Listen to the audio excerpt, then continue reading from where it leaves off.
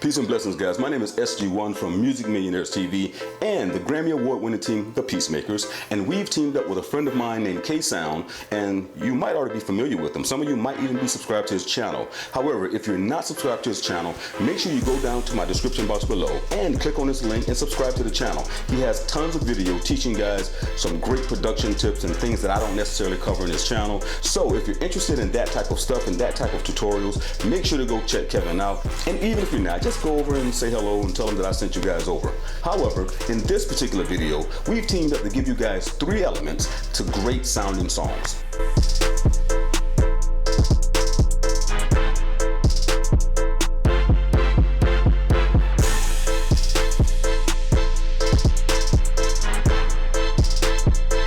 Hey, what's up, everybody? My name is Kevin Ellop from KSOUND.com, and I am truly honored to be featured on Music Business Tips YouTube channel. Big ups to you, SG, for all of the knowledge that you've given us for free, right? So allow me to share my 3 little tips with you guys. I have 3 elements that I feel that makes a song great, or some people may interpret it as a hit, all right? So the first thing being, you have to have a strong melody. You must have a strong melody. There's a lot of progressions that are used in songs that are pretty much the same progressions. And once you hear like the chords that some of these songs are using, you're thinking like, wait, this sounds like this song, or this sounds like that song. They're using the same progression, which is cool, but it's the melody that makes the song unique and you know, different from anything else you heard, and it kind of takes you away from what you were used to hearing. All right. And by the way, this is how you copyright your song. Now, the second element that I like to share with you guys would be changing up the pattern. Change up the song pattern, whether it's the drums, the bass, or introducing strings to a new section, or some bells, or changing up the hi-hat pattern. It really doesn't matter. What it does is it kind of creates an illusion that your song is doing something different, and it keeps the listener interested, although it's doing the same thing. This is something that is known in hip-hop. Hip-hop is known for the repetitive drum patterns and repetitive sample lines, or whatever the case may be. But keep in mind, your listeners, you want to keep your listeners engaged in what's going on. So, change it up here and there.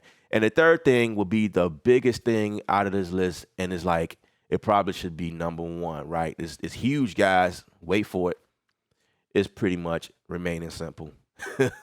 You have to remain simple, even though you change up the patterns and things like that. But you have to keep in mind, you want your song to be simple as possible, because the other thing you don't want is your listener trying to figure out what the heck is you doing.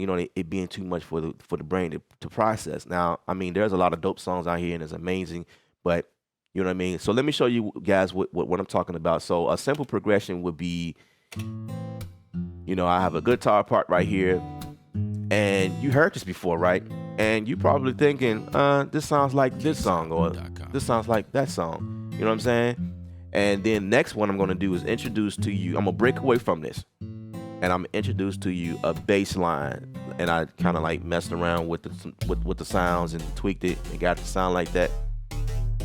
So this is like borderline electronic music. You know what I mean? But it's the slow version. Introduce some trap elements or whatever. So that's pretty much my drum pattern. And then here's the chorus or the hook. Right? So let's talk about the melody. The melody is what I did here. So if we can solo that. And by the way, it doesn't matter what DAW you're using. You know what I mean? You can make great songs using whatever it is that you like to use. So in this case, I'm using Studio One. And what I could have did here was, you know what I mean? Let's play that back. I could change the melody if I want to, but I chose to keep it. What I'm going to do next is just change, my drum pattern, or introduce other elements, other like percussion elements, and that's what brings me to my second element, or my second point in this video. So we're gonna hop all the way on over to the other chords here, and this is what I did. I add what you see as horn. Let's unsolo this. KSOUND.com.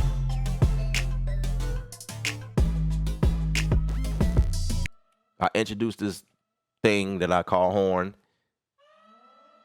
you know, that wasn't there before. KSOUND.com.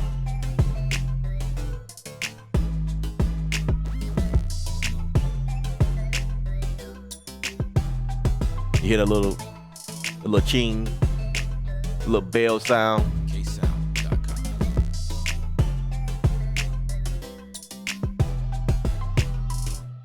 You know, and then there's a little sample here I took from, you know what I mean? And so again, you know, I introduced new elements to the song to make it different from the first time around, but it's simple. These are simple ads that don't confuse the listener. It's more like, oh, wow. That, you know what I mean? When they hear it, it's like, that's nice. You know, second time around, you didn't hear it the first time, so it kind of gives the listener that the thought of, okay, we moving along. We, you know, okay, it's more like ear candy in a sense. And so my third point, it brings us to the third point, which I've already said before: remaining simple. That's it. So the song is not doing a whole lot. So when I come out of my chorus, right? You want your song, you want to be able to identify the verse from the chorus, from the hook, from the bridge, or whatever you got going on in your song. So here's the verse. And obviously, my verse is a little longer because, you know, I wanted to introduce the strings here.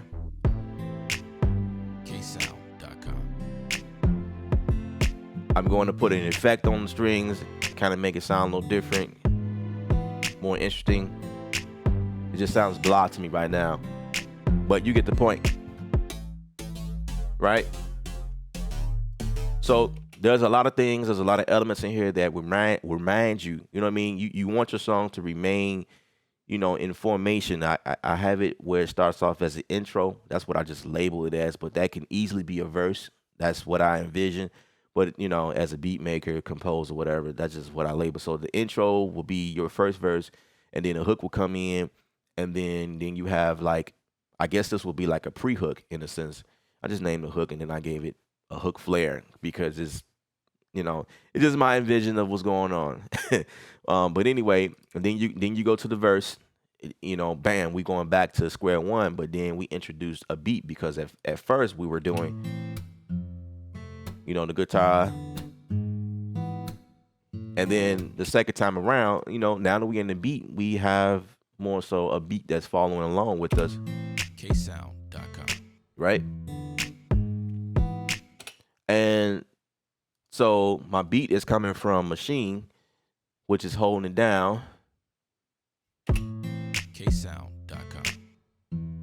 Right?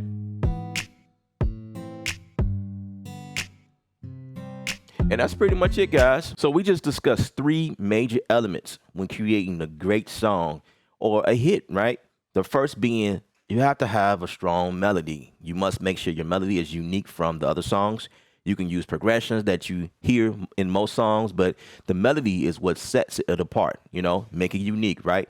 The second thing is, in order for your listeners to stay engaged, you must change it up here and there. You know, take the kick out here and there, your snare, maybe tweak the hi-hats or something like that. You know, just change it up a little bit or introduce new elements to your song. And then the third and last thing, which I feel like is most important, this is the thing you need to think about when just going in, period. Remain simple. You know what I mean? There's tons of new libraries and new sounds and new VSTs that's coming out, and everybody wants a taste or... You know, you want that stuff in your music because it's like, I just discovered something great. I'm going to put this in my song. But you still must keep in mind the simplicity that needs to be there in your song. You know what I mean? Because you also want to create a lane for your artist, the rapper, the singer, whoever's performing on the song. You want to create a lane for them to be creative as well. So, as usual, if you have any comments, questions, or concern, please leave that information in the comment section below. Again, my name is Kevin Ellop from KSOUND.com. Once again, it was a pleasure. All right.